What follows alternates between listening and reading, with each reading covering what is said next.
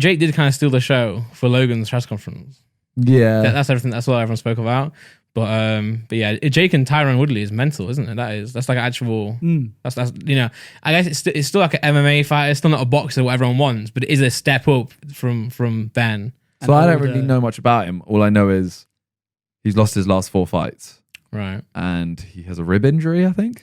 Of course he does. So yeah, he's a world champion. Yeah, so was Ben. Yeah, but I mean, I think he's like a UFC. Before obviously UFC's been going on a long time, but I think when it started to get kind of like really popular, he was like a main fighter then. He's a very prominent fighter, and I guess in recent years, perhaps his name hasn't carried as much as it was back then. But he definitely is more certified than. He does look stacked. He's like a big guy. That'd be. It's just crazy to see it is crazy to see where it's going though. Like the whole space of like fighting and YouTubers and stuff, because it literally just start with like Theo and Joe. It's actually mad that you can trace it back to that. Like when you actually think about it, like you can trace it. All the way back to that one video and just. Even they didn't envision this, but it has. It's like a butterfly effect, right? That's what they call it. It has happened, because of this. So it's pretty mad, really. I love the meme of like, if Theo had just won that, he could be fighting Floyd Mayweather. Yeah. Imagine. Well, JJ must think like, what's going on? Like, I beat Logan. Why is Logan fighting Floyd? No, I think he sees what I said. Like, that fight doesn't look as entertaining to watch JJ v Mayweather because it's not. You're not watching two extremes. One is like ridiculously skilled, and one is just a giant.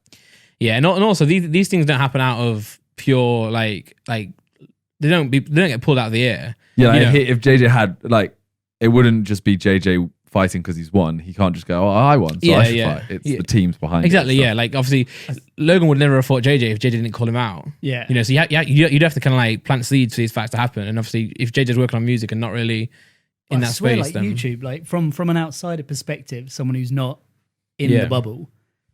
It feels like stuff gets plucked out of the air. Like when something happens, and you guys go, we're just dropping this. It's like you guys might have been planning it for months.